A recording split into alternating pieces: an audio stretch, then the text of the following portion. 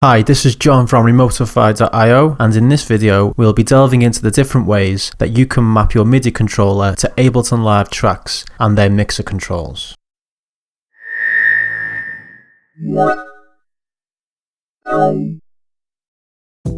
In Control Surface Studio, mapping types for mixer controls such as volume, send, mute, and so on are all children of the track mapping type. The track mapping type is where you define which track in Live you want all of your mixer mappings to control.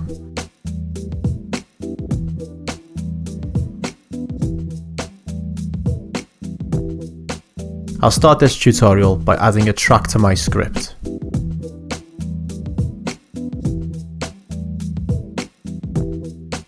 Inside the track settings form, the first menu is the type menu. This has four options: track, return, selected, and master. I want to control a regular track in my session, so we'll leave it set as track. I want to control track 2 in my session, so we'll set this number option to 2. Include folded track refers to grouped tracks in Live. If you want to be able to control Ableton Live tracks which are folded inside groups, leave this set to yes. If you would prefer to ignore folded tracks, then set this to no. The Relative to Session Box option refers to our customizable red box mapping type, which we call Session Box. If you have this option set to yes, and also have an active session box, then the track number will be relative to the position of the session box in your session. Even though I won't be using a session box in this tutorial, I'll just leave this set to yes.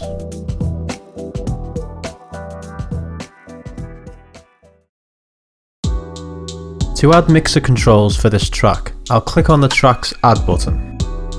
If I scroll down, you can see that all of the track's child mappings are now available to be added. I will first add a volume mapping. If you look in the script manager, volume has now been added as a child of the track mapping. All children will inherit the track settings, which means that this volume mapping will control the volume on track 2. I'll set the volume mapping's controller input to encoder 1 on my controller and install the script into Ableton Live.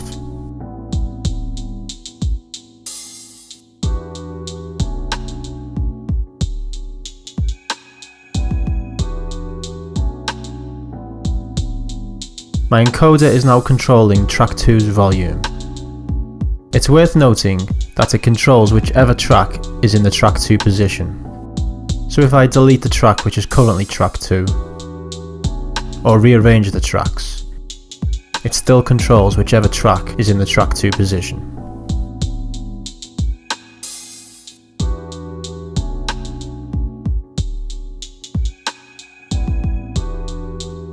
If I want my volume mapping to control track 4 instead, I simply go back into the parent track's settings form and change the track number to 4. Then I reinstall the script and reload the session in Live. Now my encoder is controlling track 4's volume. If I want to control a return track's volume instead, I change the type to return. Now when I install the script and reload my session, my encoder will control the volume of return 4.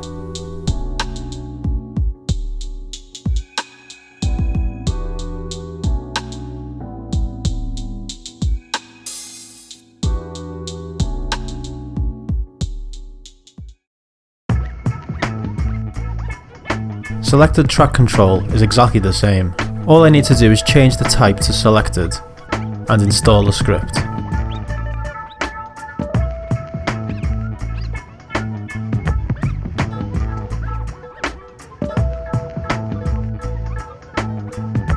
Now my encoder controls the volume of whichever track is selected.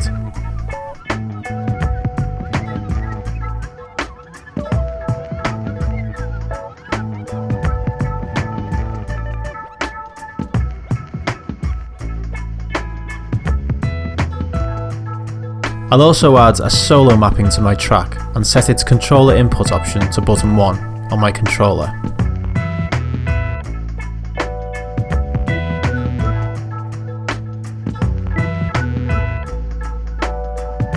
And now I can control both the solo and volume on the selected track.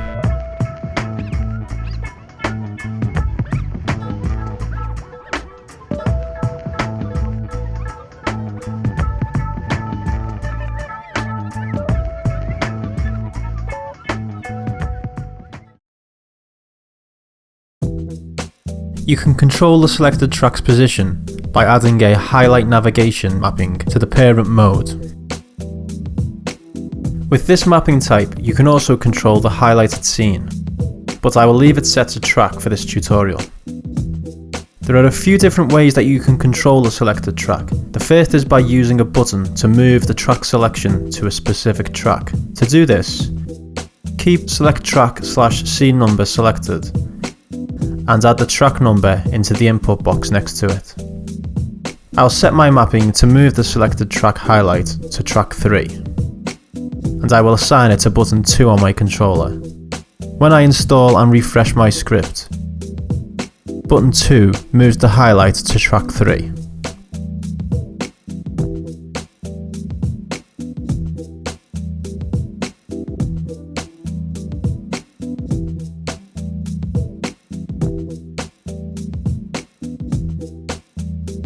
The second way to control the selected track is by scrolling the highlight using a knob, encoder or slider type input. In the highlight navigation settings form, if I change the second menu to scroll and the encoder input to encoder 1, when I reinstall the script, the encoder can now scroll the highlight left and right.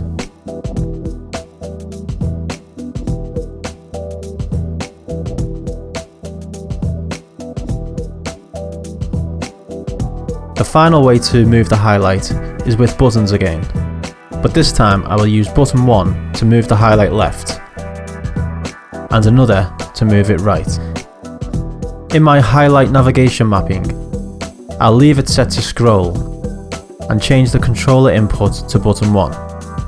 Then change the control option from default to custom. I'll then set the control type to increment. Make sure that the on-off options match the input's default on-off velocity values.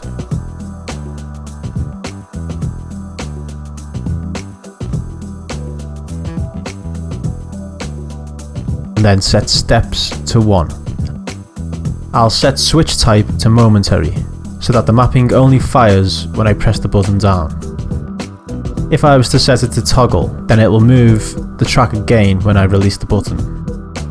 The steps option sets how many tracks to move by with each button press. I'll now duplicate this mapping and change its name to left. I'll assign this mapping to button 2 on my controller, and for the control type, set it to decrement. This will move the highlight left, and everything else can stay the same. I'll now install the updated script and reload my session. And you can see that now my 2 buttons move the highlighted track left and right.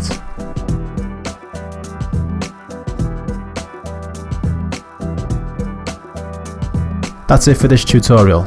If you found this video useful, please like it and subscribe to our channel for more tutorials on using Control Surface Studio with Ableton Live.